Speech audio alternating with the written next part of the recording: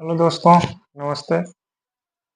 Study with Anand channel में आपका स्वागत है। दोस्तों, आज हम लोग टॉपिक पढ़ेंगे बुद्धि। दोस्तों, शिक्षा मनोविज्ञान के अंतर्गत बुद्धि जो एक टॉपिक है, बहुत ही महत्वपूर्ण एक टॉपिक होता है, जिससे आपके टेट में, सीटेट में, आपके बीएड, बीटीसी, यहाँ तक कि आपके नेट में भी यहाँ से क्वेश्चन पूछे जाते हैं। तो आज हम लोग बुद्धि के बारे में पढ़ेंगे। बुद्धि क्या है, बुद्धि का संप्रत्यय क्या है, बुद्धि किसे कहते हैं, कैसे पहचानी जा सकती है, इत्यादि इत्यादि सारी चीजें।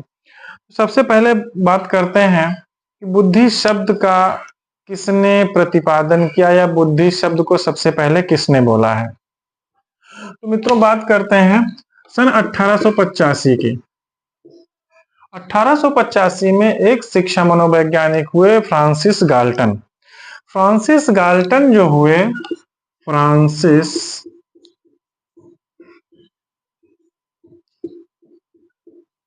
गाल्टन, इन्होंने सबसे पहले बुद्धि शब्द का प्रयोग किया था। क्या किया था? सबसे पहले क्या किए? बुद्धि शब्द का प्रयोग। तो आपसे अगर कोई पूछे कि बुद्धि शब्द का सबसे पहले प्रयोग किसने किया था, तो फ्रांसिस गाल्टन का नाम लेते हैं। यहीं पे एक चीज और आपको हम बता दें, एक हुए कैटल महोदय।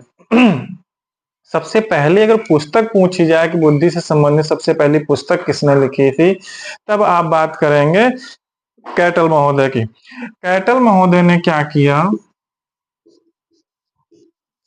ये एक मनोवैज्ञानिक थे, और ये फ्रांसिस गाल्टन भी एक अमेरिकन मनोवैज्ञानिक थे। तो जो कैटल महोदय थे, इन्होंने अपनी पुस्तक का नाम रखा बुद्धि मापन एवं परीक्षण। बुद्धि मापन एवं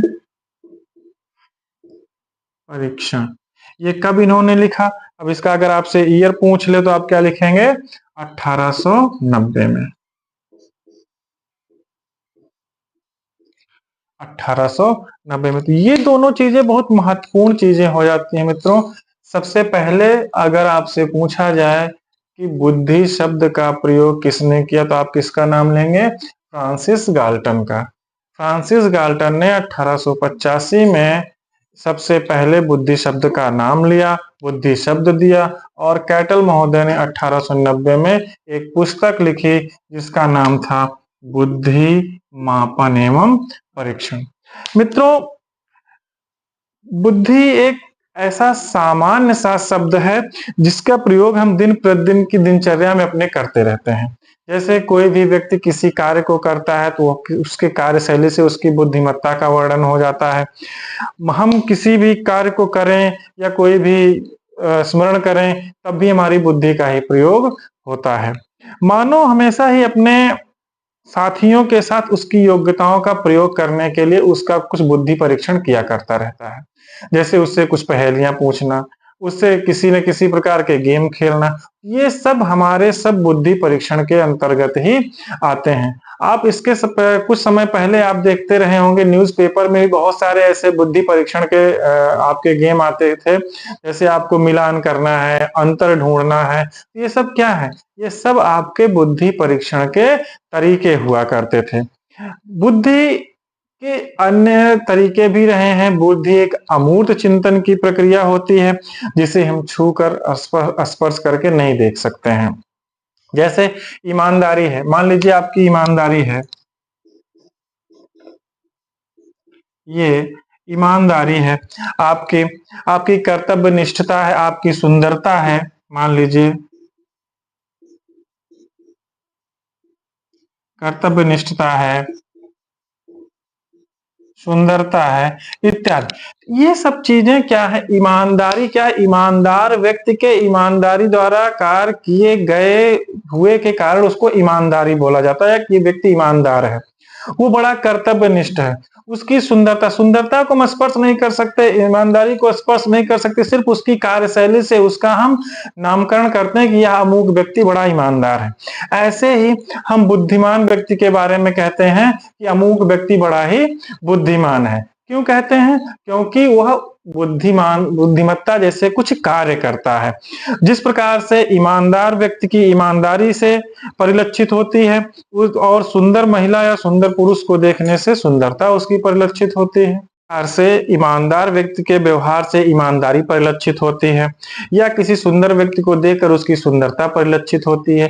इसी प्रकार से बुद्धि भी किसी भी व्यक्ति के किए गए कार्यों के अनुसार उसकी बुद्धिमत्ता का वर्णन या उसकी बुद्धिमत्ता का परिलक्षण होता है।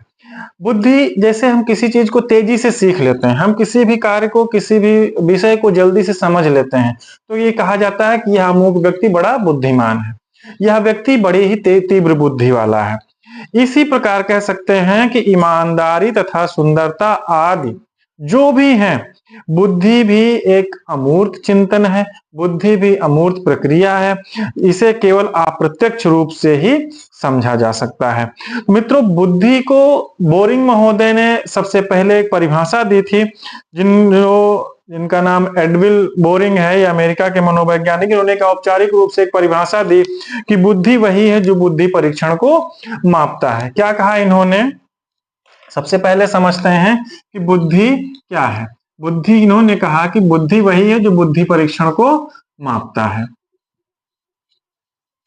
क्या कहा? बुद्धि वही है जो बुद्धि परीक्षण को मापता है। किसने कहा ये? एक मनोवैज्ञानिक हुए, बोरिंग महोदय।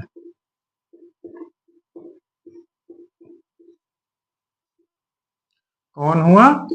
बोरिंग महोदय ने कब कहा? ये सबसे पहले 1923 में कहे थे।